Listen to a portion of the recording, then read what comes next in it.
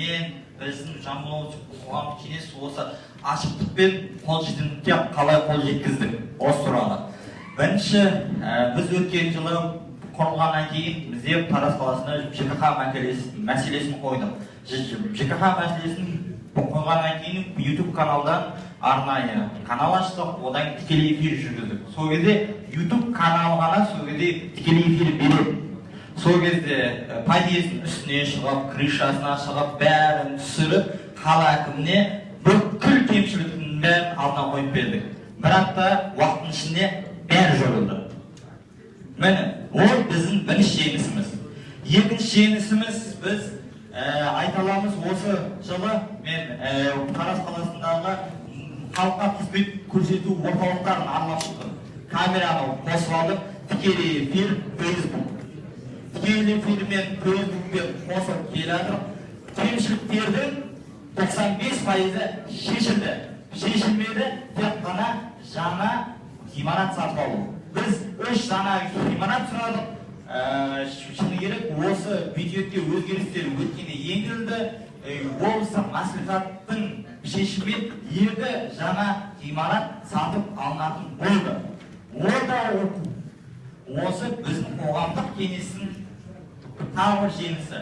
Үшіншіден, бізде Жамбыл облысында жол көлік оқиғалары жиілеп кетті. Біз оған не істедік? Бір апта бұрын өзім төрағаның, өзім аккаунттарында ақпарат шығардық. Осындай жол көлік оқиғалары көбейді. Қай жерде зебра ауыстау керек, қай жерге светофор қою керек, қай жерде күрделі осындай мәселелер бар. Көліктерге ыңғайсыз. Сол кезде жеке өзіме аккаунтыма 100-ден астам ұсыныс түсті. Соны зерделей келіп, біз оны кеңестің отырысына енгіздік. Сол енгізгеннен кейін жергілікті полиция болсын, ішкі істер департаменттері болсын, бәріне сол ұсыныстар жіберілді. Алдағы уақытта оның шешімдерін күтетін боламыз. Енді осы жерді пайдаланып мен бір ұсыныс білдіргім келіп отыр. 100 нақты қадам, қазір біз 99 қадам айтып жатыр. Бірақ қоғамдық кеңестерге екінші үлкен мәселе беріліп отыр. Ол 31-ші қадам. 31-ші қадамда айтылған. Қоғамдық кеңестер жергілікті полиция қызметіндегі этика нормаларын бұзған қызметшілер мәселесін қарау. Бізде ол қалай жүріп жатыр? Өйткені мен енді алысқа барма қойын, осы 9 айдың ішінде тәртіптік жазаға Жамбыл облысынан 54 адам тартылды. Сол 54 адамның тәртіптік жазасын қоғамдық кеңестің ұсынымен берілу қажет еді.